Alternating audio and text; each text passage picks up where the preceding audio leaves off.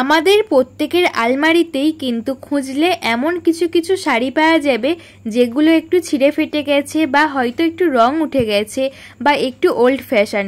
তো এই ধরনের শাড়িগুলোকে আলমারিতে ফেলে না রেখে আমরা সুন্দরভাবে রিইউজ করতে পারি, তাও আবার কোনো রকম কাটাকাটি বা সেলাই করা ছাড়াই।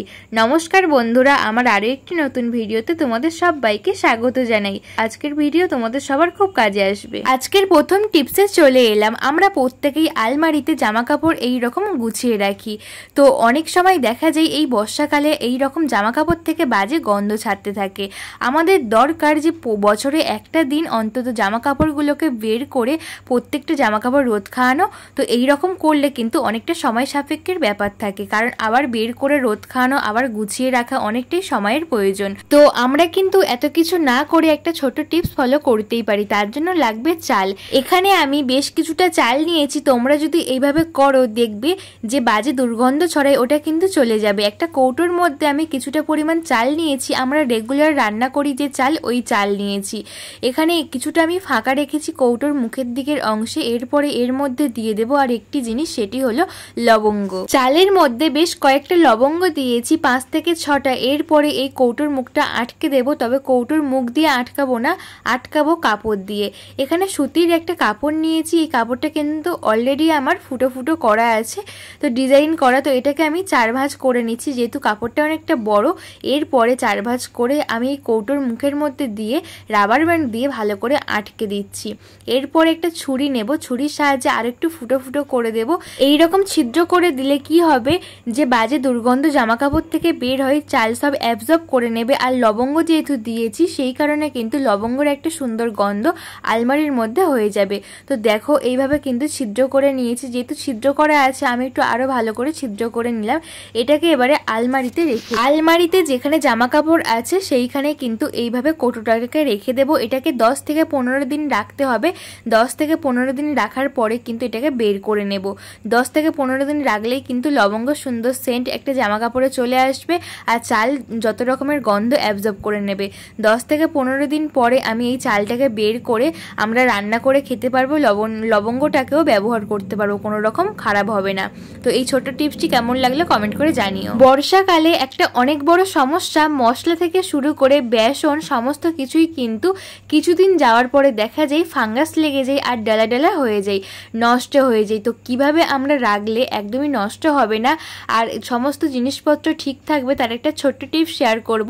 তার জন্য এই টিপসটি ফলো করতেই পারো।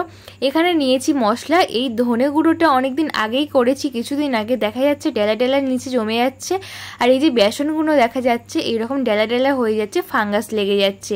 অনেকটাই সমস্যার মধ্যে পড়তে হয়। আমরা যদি একটু না দেখি দেখা যায় কিছুদিন পর এটা কিন্তু আমরা ফেলে দিই আর খাওয়া যায় না। এমনই ফাঙ্গাস লেগে কিন্তু নষ্ট হতে শুরু করে। তার জন্য আমরা কি করব, নিয়ে নেব কাঠের চামচ। আমাদের প্রত্যেকের বাড়িতে কিন্তু আমরা দই আইসক্রিম খেয়ে থাকি, তার সঙ্গে কাঠের চামচ এইরকম দেয়। তো এগুলোকে ফেলে না দিয়ে আমরা কিন্তু গুছিয়ে রেখে দিতে পারি। তারপরে কি করব, বর্ষাকালে এই রকম মশলার মধ্যে বেসনের মধ্যে এইরকম দিয়ে রাখলে কি হবে, একদমই ফাঙ্গাস লাগবে না।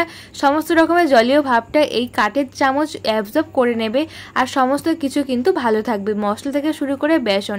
এই ছোট্ট টিপসটি কেমন লাগলো কমেন্ট করে জানিও। আমার টিপসগুলো ভালো লাগলে সাবস্ক্রাইব করে আমার পাশে থেকে। চলো পরবর্তী টিপসটি দেখে নিই। আমরা প্রত্যেকে প্রায় প্রত্যেক দিন জামা কাপড় প্রেস করতে হয়, অফিসের জামা কাপড় হোক বা স্কুলের জামা কাপড়। যখন আমরা নিয়ে বসি অনেকগুলোই জামা কাপড় নিয়ে বসি, পরপর একে একে প্রেস করতে থাকি। অনেক সময় দেখা যায় প্রেস করতে গেলে অনেক জামা কাপড় কিন্তু এই রকম বুকের কাছে কাজ থাকলে, লেখা থাকলে, স্টিকার মারা থাকলে এই রকম কিন্তু নষ্ট হয়ে যায়। খুব সহজেই কিন্তু আমরা তাড়াহুড়ো করে প্রেস করতে থাকি। কিছুদিন যাওয়ার পরে দেখা যায় জামাটা অটোমেটিক এই কালারটা নষ্ট হয়ে গেছে, কিন্তু জামাটা ভালো আছে। আর বড়রা এই সমস্ত জামা কাপড় আর পরতে চায় না, বাচ্চারাও কিন্তু পরতে চায় না, কারণ তাদের জামা কাপড়ে কার্টুন আঁকা থাকে, তাদের কিন্তু পছন্দের জামা হয়। পরে কিন্তু তারা অনেক মনে কষ্ট পায়। জামাটা নষ্ট হয়ে গেলে কিন্তু বড় থেকে বাচ্চা কেউই পরতে চায় না, অথচ জামাটার কাপড় ভালো থাকে। তো কি করব, নিয়ে নেব এইরকম একটা news paper. Single news paper হলেই হবে। তো এর উপরে নিউজ পেপার দিয়ে যদি আমরা একটু প্রেস করি তাহলে খুব সুন্দর এটা প্রেস করা হয়ে যাবে, আর বুকের কাছে ডিজাইন বা কাজটা কিন্তু নষ্ট হবে না। এইভাবে তোমরা করে দেখো, ছোট ছোট টিপস ফলো করে আমরা যদি কাজ করি সংসারের কাজগুলো যেমন খুব সহজে হয়ে যাবে, আর জিনিসপত্র কিন্তু একদমই নষ্ট হবে না। এই ছোট্ট আইডিয়া তোমাদের কেমন লাগলো কমেন্ট করে জানিও। চলো পরবর্তী টিপসটি দেখে নিই। আমাদের প্রত্যেকের আলমারিতে এমন কিছু শাড়ি থাকে যে বাইরে থেকে দেখলে মনে হয় খুবই সুন্দর, তবে ভিতরে অনেক সময় ছিঁড়ে ফেটে যায়। আমরা তো ওইসব শাড়ি আর পরতে পারি না, অনেক শাড়ি দেখা যায় ওল্ড ফ্যাশন, অনেকদিন আগের শাড়ি, আমাদের পরতে ইচ্ছা হয় না। আমরা কি করব, এই সমস্ত শাড়ি ফেলে না রেখে সংসারের কিছু কাজে ব্যবহার করতেই পারি, কোনো রকম কাটা ছাড়া, সেলাই করা ছাড়াই। তো এখানে আমি 3টে শাড়ি নিয়েছি। আমি আজকে 2 রকম আইডিয়া তোমাদের সঙ্গে শেয়ার করব। এরপর একটা বালিশের কভার নিয়েছি, বালিশের কভারের মধ্যে আমি একে একে শাড়িগুলোকে ভরে দেব। অনেক সময় দেখা যায় আমাদের বাড়িতে গেস্ট আসে, তখন কিন্তু আমাদের বালিশ কম পড়ে যায়, তখন তাদেরকে কি মাথায় দিয়ে ঘুমাতে দেব সেটাই চিন্তা করি। তো আমরা যদি কিছু শাড়ি এইভাবে, পুরনো শাড়ি এমনকি সিল্কের শাড়ি এইভাবে গুছিয়ে রেখে দিই তাহলে শাড়িগুলো একটা জায়গায় গোছানো থাকবে, আর আমরা গেস্টদের কিন্তু ভালো বালিশগুলো দিয়ে আমরা আরামসে এই শাড়ি দেওয়ার এই বালিশগুলো শুতে পারবো। আর শাড়িগুলো দেওয়ার পরে এতটাই নরম হবে যে আমাদের ঘুমাতে একটুও প্রবলেম হবে না। তোমরা দেখো কতটা নরম হয়েছে, আমরা কিন্তু আরামসে ঘুমাতে পারবো। আর শাড়িগুলো কিন্তু গোছানোও থাকবে, যেগুলো আমাদের এখানে ওখানে পড়ে থাকে, ঘরটা একদমই অগোছালো থাকে, আমরা এইভাবে ফেলে না রেখে কিন্তু একটা গুছিয়ে রাখতে পারবো। আর গেস্ট আসলে ভালো বালিশগুলো দিয়ে কিন্তু আমরা আরামসে এইরকম বালিশে ঘুমাতে পারবো। এই ছোট্ট আইডিয়া তোমাদের কেমন লাগলো কমেন্ট করে জানিও। চলো পরের টিপসটি দেখে। এখানে আরো একটা শাড়ি নিয়েছি, এটা আমার একদমই পরা হয় না, ওল্ড শাড়ি। তো এই শাড়িটা আমি কি করব, নিয়ে নেব এইরকম সোজা করে পেতে নেব, তারপরে যেমন কুচি করি ওইভাবে কিন্তু এটাকে একটু গুড়িয়ে নেব। এইভাবে গুড়িয়ে নিয়ে তারপরে রোল রোল করে পাকিয়ে নেব।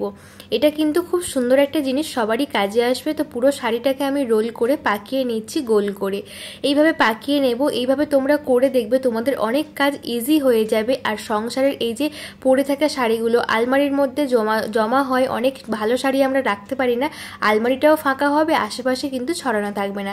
দেখো কথা বলতে বলতে এটা রোল করে পাকানো হয়ে গেছে। এরপর একটা নতুন সায়া নিচ্ছি, তোমরা যে সায়া পরো না সিনথেটিক সায়াও নিতে পারো। এরপরে দড়ির জায়গাটা ভালো করে বেঁধে দেবো, বেঁধে দড়িটাকে ভিতরের দিকে ঢুকিয়ে দেবো যাতে না দড়িটা আমাদের দেখা না যায়। দড়িটাকে বেঁধে ভিতরে ঢুকিয়ে দিচ্ছি। এরপরে কি করব, পিছনের দিকের অংশটা পুরো খোলা আছে, এরপরে সায়ার ভিতরের অংশটাকে এইভাবে একটু করে নিয়ে তারপরে শাড়িটাকে দিয়ে দেবো। যেহেতু সায়াটা আমাদের অনেকটাই বড় হয়, ঘের থাকে, এইভাবে মুড়ে মুড়ে ভিতরের দিকে দিয়ে দেব। মুড়ে মুড়ে দিয়ে দিলে কিন্তু খুব সুন্দর একটা শেপ চলে আসবে। এরপরে এটাকে গুছিয়ে ধরে নেব, এইরকম কুচি কুচি করে গুছিয়ে ধরে নেব। তারপরে নেব একটা রাবার ব্যান্ড, রাবার ব্যান্ড দিয়ে এটাকে আটকে নেব। তাহলে দেখবে এই মুখের কাছের অংশটা কিন্তু একদম ফুলের মতো হয়ে যাবে, আর দেখতেও কিন্তু খুব সুন্দর লাগবে। একটা গার্ডার মাথার কাছে লাগিয়ে দিয়েছি। এরপরে হাত দিয়ে আমি এটাকে ফুলের মতো করে দেবো, আর পাশটাকে একটু চেপে চেপে এইরকম করে দেব, যেমনটা দেখাচ্ছি এইভাবে করে দেখো। আর এটাকে আমাদের কুশন তৈরি হয়ে গেল, উল্টে দিলে কিন্তু একদম কুশন তৈরি হয়ে গেল। আমরা সোফাতে রাখতে পারবো, চেয়ারে রাখতে পারবো, এমনকি বিছানার মধ্যেও রাখতে পারবো, দেখতে খুব সুন্দর লাগবে। এইভাবে আমাদের ঘর বাড়িকে সুন্দর করে গুছিয়ে রাখতে পারবো। বন্ধুরা আজকের কোন টিপসটি তোমাদের সব থেকে বেশি ভালো লেগেছে কমেন্ট করে জানিও। ভালো লাগলে লাইক কমেন্ট শেয়ার করে আমার পাশে থেকো, আর বন্ধু বান্ধব সকলের কাছে শেয়ার করে দিও যাতে সবার খুব কাজে আসে এই ছোট্ট টিপসটি। আজকে আমার ছোট্ট রিকোয়েস্ট, আজকের আমার এই ভিডিওকে কোথা থেকে দেখছো কমেন্ট করে জানিও, তাহলে আমারও ভালো লাগবে যে আমার ভিডিও কত দূর যাচ্ছে। আমার চ্যানেলে নতুন বন্ধু হলে অবশ্যই আমার চ্যানেলটাকে সাবস্ক্রাইব করে পাশে থাকা বেল বাটনটা প্রেস করে দিও যাতে সমস্ত ভিডিও নোটিফিকেশন সবার আগে তোমাদের কাছে পৌঁছে। সবাই ভালো থাকবে, দেখা হবে নেক্সট ভিডিওতে, ততক্ষণে সবাই ভালো থাকবে, সুস্থ থাকবে, টাটা।